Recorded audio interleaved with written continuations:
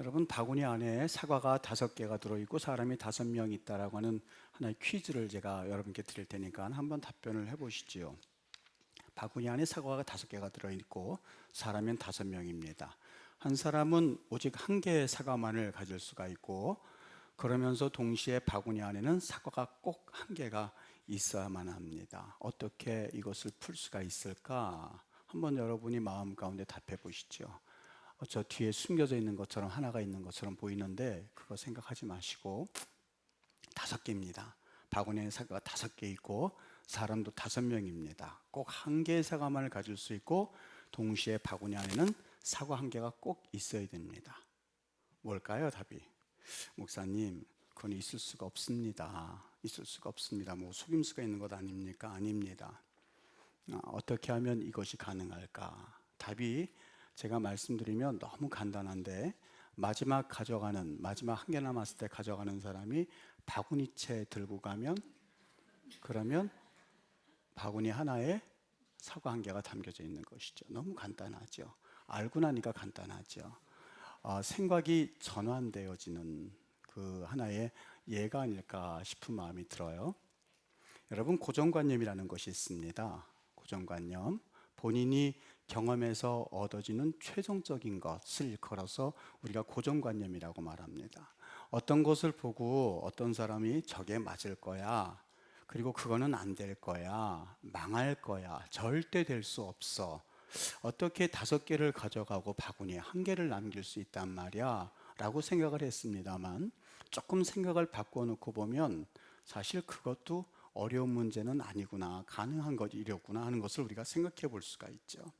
고정관념이 형성이 되면 사람들은 새로운 것을 받아들이려고 하지를 않습니다. 그래서 일반 어떤 학자들은 이 고정관념에 대해서 정의하기를 고정관념은 유리와 같습니다. 무슨 얘기인가 하고 봤더니, 처음에 그 고정관념이 만들어졌을 때는 깨지기가 쉽습니다만 시간이 오래되면 오래될수록 그것은 방탄유리가 되고야 맙니다. 그래서 새로운 것을 받아들이지 못하게 합니다. 이런 이야기를 했습니다. 가만히 듣고 보니까 그 말이 그럴 법해요.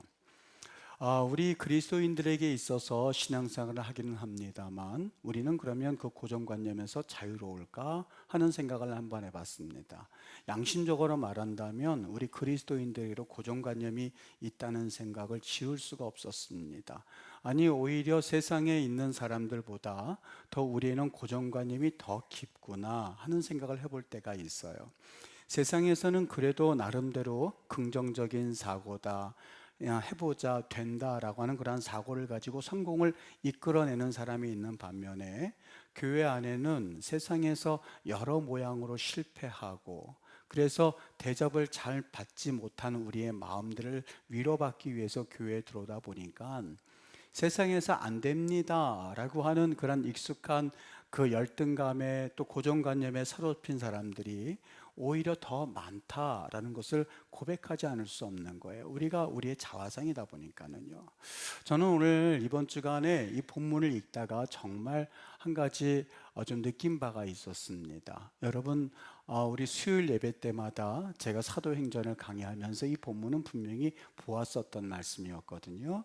그런데 이 사도행전 3장의 말씀을 가만히 읽다가 한 가지 주님께서 이 고정관념에 대해서 제게 말씀하시는 듯한 그러한 음성을 제가 듣고 좀 나눴으면 좋겠습니다. 여기 나면서부터 안진뱅이 된 자가 있었다고 했습니다. 나면서부터 이렇게 말했습니다만 그 본래의 의미가 우리에게 무척 의미심장하게 들립니다. 이 말을 본래의 그 의미를 그대로 풀이해서 보면 그의 어머니의 뱃속에서부터 안진뱅이인 어떤 자, 이렇게 말씀하고 있습니다. 그냥 그는 안진뱅이 되었습니다 이렇게 표현할 수도 있습니다만 누가가 그 사람이 누구인지는 밝히고 있지는 않습니다. 이 사도행전을 기록했었던 누가의 직업이 뭐냐면 의사였습니다. 여러분, 의사라고 한다면 그 환자의 이름은 누구이고 그리고 상세하게 그런 거를 다 알아야만 하는 직업임에도 불구하고 그 사람의 이름에 대해서는 밝히고 있지 않습니다. 다만 의사의 직업관에 따라서 그가 어떤 병을 앓고 있었는지는 정확하게 말씀하고 있는데, 그가 그냥 나면서부터 이렇게 성경을 표현하고 있습니다만 뱃속에서부터라는 말을 하고 있습니다. 의사로서 이과계통을 전공한 사람으로서는 약간 맞지 않는 듯한 그런 어법을 쓰고 있습니다. 어머니 뱃속에서부터 그가 안진뱅이다라고 하는 것은 사실 그의 직업관을 우리가 가만히 생각해 본다면 그가 말하고 싶었던 것이 있었습니다.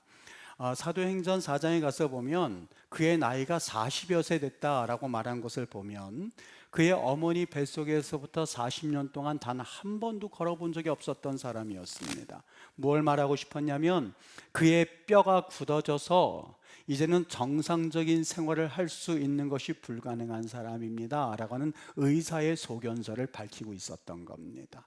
이 사람은 단 한 번도 걸어본 적이 없었던 사람일 뿐만이 아니라 주위에서도 이 사람에 대해 이 사람이 걸을 수 있다고 하는 것을 믿는 사람은 아무도 없을 뿐만 아니라 내가 의사로서 소견을 밝히는데 이 사람은 걸을 수가 없는 사람입니다, 불가능합니다 라고 하는 나름대로의 그 진단을 여기에서 말하고 있었던 겁니다.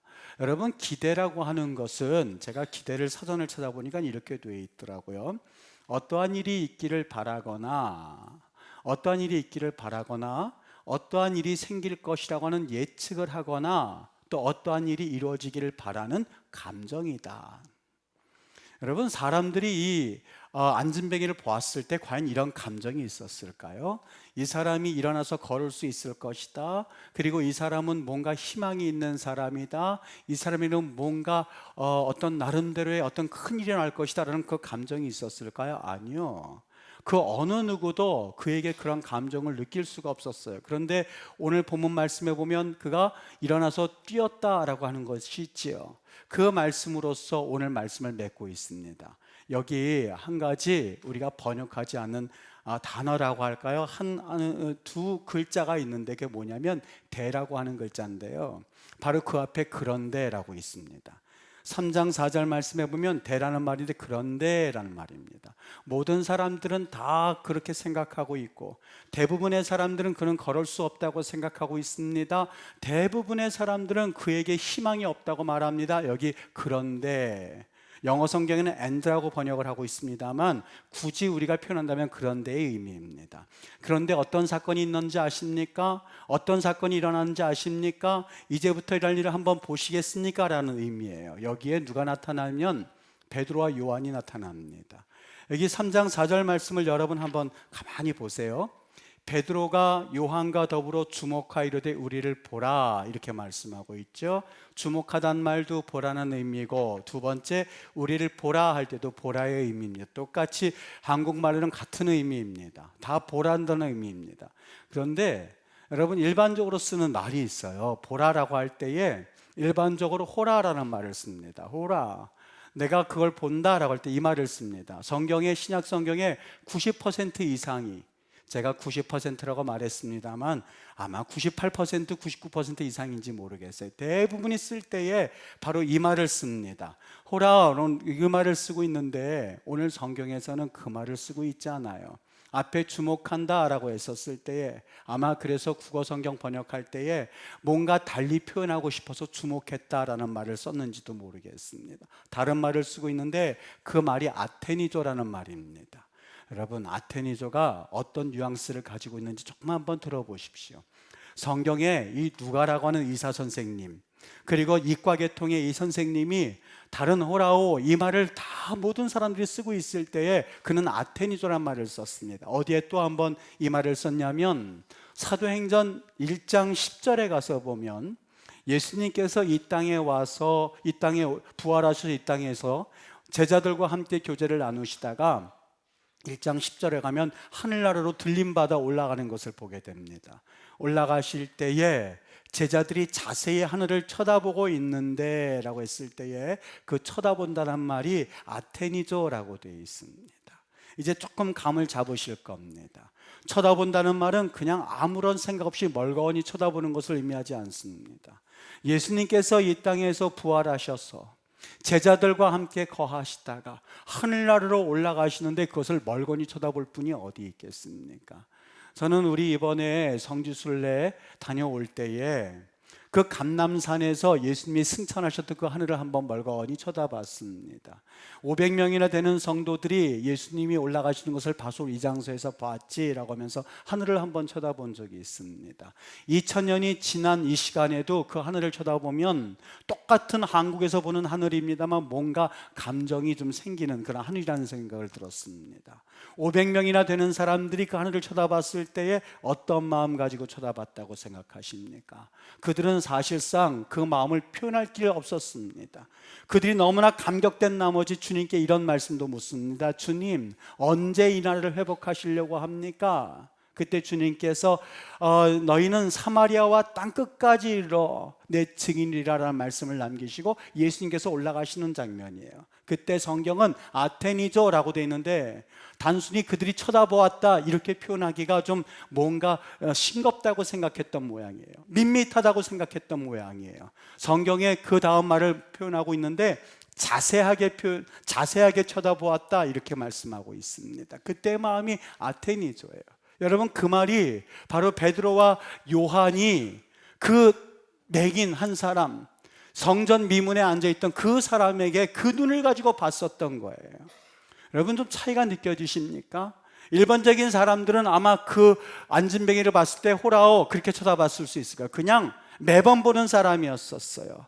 어떤 기대도 갖지 아니하였고, 그리고 그에게 어떤 일이 일어날 것이란 전혀 상상도 하지 못했고, 더더군다나 그가 일어날 것은 사실상 꿈도 꿔보지 못했습니다. 그런데 오늘 기도하러 갔었던 베드로와 요한이 그 안진뱅이를 보기 시작해요.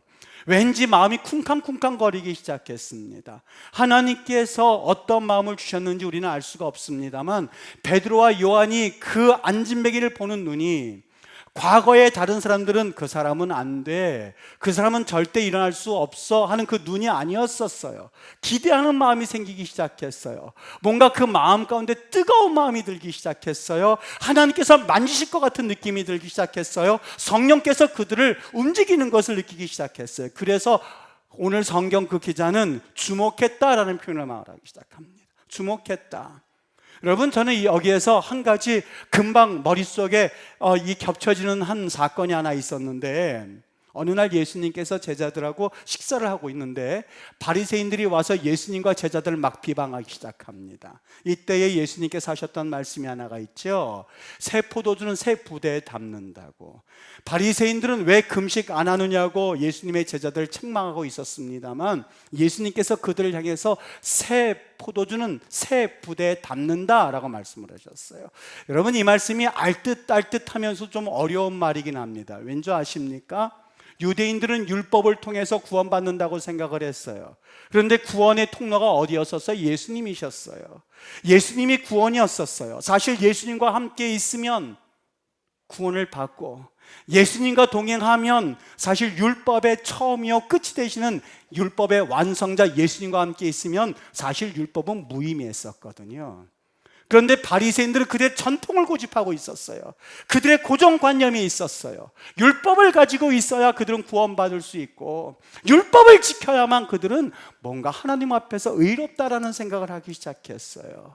예수님께서 이때 하신 말씀이 새 포도주는 새 부대에 담는다는 말로써 유대인들의 고정관념과 유대인들이 가지고 있었던 나름대로의 전통을 내려놓을 때 비로소 예수님이 보여질 텐데, 그것을 놓지 못하고 있는 그들이 안타까운 나머지 새 부대가 될지어다 라는 말씀을 하기 위해서 새 포도주는 새 부대에 담을 수 있느니라 라는 말씀을 하셨던 것이죠.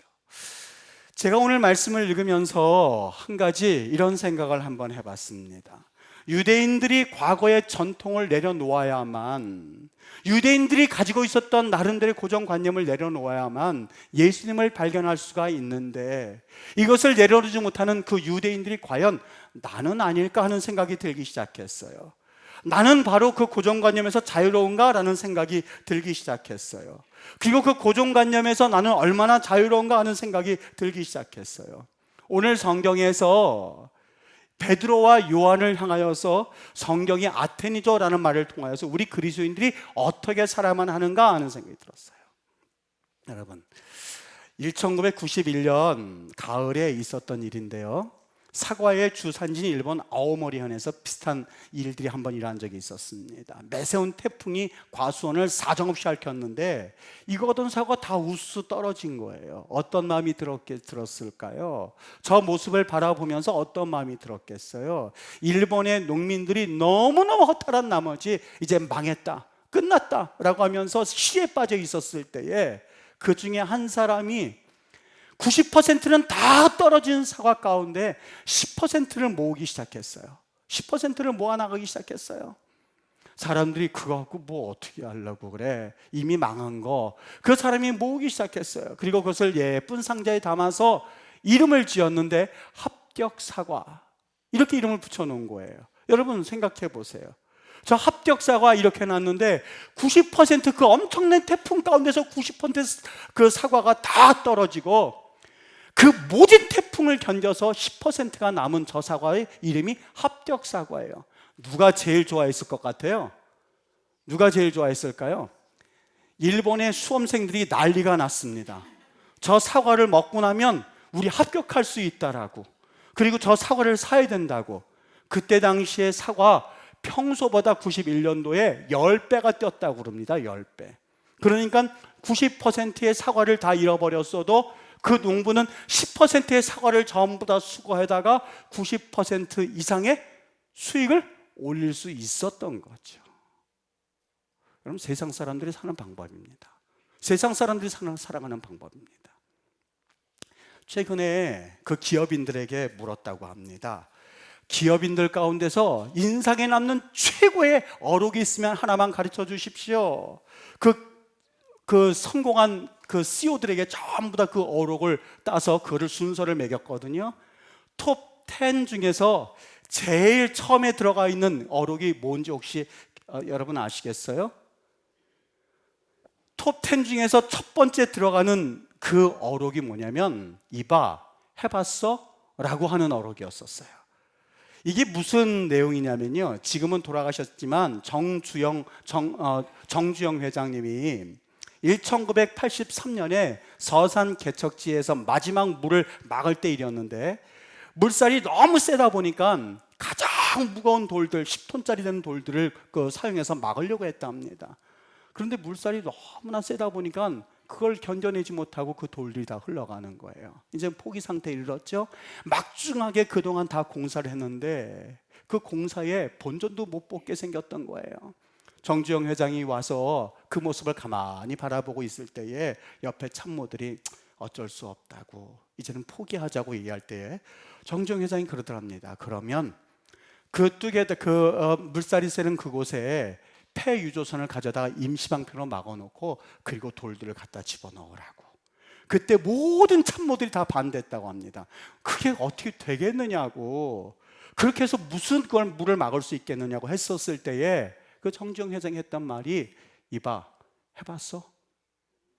그 말이었대요. 이봐, 해봤어? 그 말에 자극을 받고 거기에 폐유조선을 가져다 놓고, 한번 동영상에 가서 보시면 저도 얼마나 뭉클했는지요.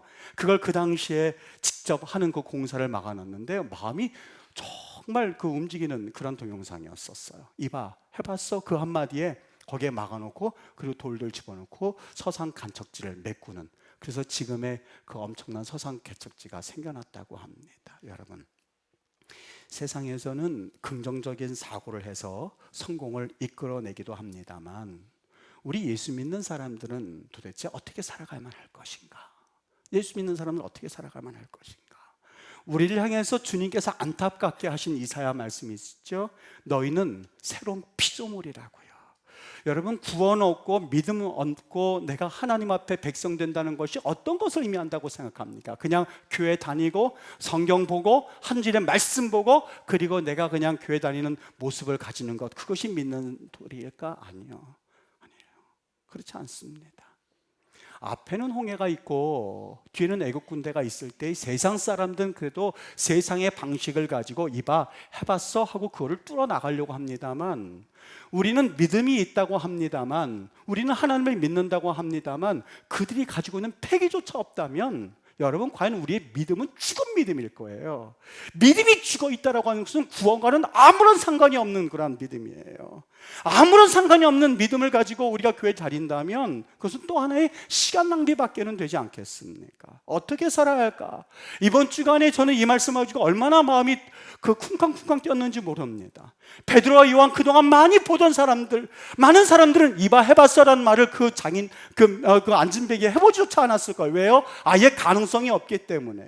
그런데 성령 충만 받은 사람들, 구원받은 베드로와 요한, 그리고 하나님 앞에 어떤 사인을 받았던 그 사람들은 안진뱅이를 달리 보기 시작했어요. 많은 사람은 호라오라고 하면서 그냥 쳐다봤습니다만 베드로와 요한은 그를 주목하기 시작했어요. 하나님께서 저들을 통해서 일하실 것 같은데, 하나님께서 그를 만지실 것 같은데, 하나님께서 그 마음을 움직이실 것 같은데, 그리고 믿음의 선포를 하기 시작했습니다. 은과 금은 내게 없거니와 내가 세상에서 이봐 해봤어라는 말은 나는 못하지만 내가 있는 것 네게 주노니 곧 나사렛 예수 그리스도의 이름으로 명하노니 일어나 걸을지어다 라고 했을 때에 그의 마음이 뜨거워지기 시작했어요. 하나님의 감동을 경험하기 시작했어요. 하나님의 은혜를 경험하기 시작했고 그 안에서 하나님의 힘이 나타나는 것을 경험하기 시작했어요. 이게 그리스도인의 모습이에요. 여러분, 세상 참 험합니다. 무섭습니다. 사실 저도 이번 주간에 보면 세상 사람들 지혜 많다, 참 똑똑하다는 생각을 해봤어요. 이 세상 가운데서 과연 우리 그리스도인들이 어떻게 살아야 될까? 그들처럼 똑똑하게 해달라고 기도할까? 아니요. 저의 기도의 제목이 바뀌기 시작했어요. 하나님 앞에 이 기도를 했습니다. 하나님, 아템이죠. 나도 세상을 그렇게 볼 수 있게 해주세요. 하나님의 감동을 가지고, 하나님의 가치관을 가지고 보게 해주세요. 하나님께서 감동으로 세상을 주목하게 해주세요. 그냥 보지 말고 하나님 주목하게 해주세요. 세상을 향해서 하나님이 어떤 뜻을 가지고 있는지, 세상을 향해서 우리 하나님이 어떤 일들을 행하려고 하시는지 하나님 내게 알려주세요. 그리고 그 감동을 가지고 세상을 주목하게 해주세요 라는 기도가 한 주간에 내내 머릿속에서 지워지지 않았습니다. 여러분, 사랑하는 우리 임마누엘교회 성도님들, 말로만이 아니라 정말 하나님 앞에 앉아서 하나님 사랑하게 해주세요 라는 기도를 한 저의 사랑의 대상들입니다. 하나님 앞에 어떻게 살아가야만 할까? 믿음 있다고 하는 것이 뭘까? 한 번쯤은 우리 삶 가운데 정확하게 하나님 앞에 고백해야 되지 않겠습니까? 믿음이란 뭘까? 내가 그냥 한 주에 한 번 설교하고 찬송하고 예배 인도하고 목사로서 그렇게 살면 될까? 아무리 생각해도 그거는 아닌 것 같아요. 아무리 생각해도 그건 아닌 것 같아요. 하나님께 하늘로부터 오는 감동을 받아서 지쳐있는 영혼들에게 그 살아 숨쉬는 하나님의 은혜를 선포해야만 하겠고, 좌절하는 이들에게 기도함으로 이렇게 세워야만 할 것이고, 한 번도 잃어버리지 못한 40년 된 안진뱅이를 향하여서 일어나십시오, 하나님이 감동 주십니다라고 선포할 때에 회복의 역사가 일어나야 하는 것, 그것이 교회의 순기능이 아니겠습니까? 여러분, 죽은 믿음은 더 이상 믿음이라고 할 수가 없어요. 시체일 뿐이에요. 시체일 뿐이에요. 오늘 이 말씀이 한 분 한 분들마다 그냥 흘려 듣는 말씀이 아니라 정말 여러분의 영혼 가운데 하나님이 만져주시는, 정말 꿈틀꿈틀거리는 하나님의 살아 숨쉬는 역사하시는 아템이죠. 하나님이 주목하시고 성령님이 주목하시고, 그래서 진정 은과 금은 없거니와 내가 있는 건 네게 주노니 일어나 걸자다라고 했을 때 벌떡벌떡 일어나는 은혜의 현장의 주인공들 되시기를 예수님의 이름으로 축복합니다. 정말 주의 은혜가 오늘 이 말씀을 듣는 하나님의 거룩한 자녀들에게 현실화되고 실제화되어서 우리 하나님 앞에 큰 은혜를 경험하시게 되기를 예수님의 이름으로 축복합니다.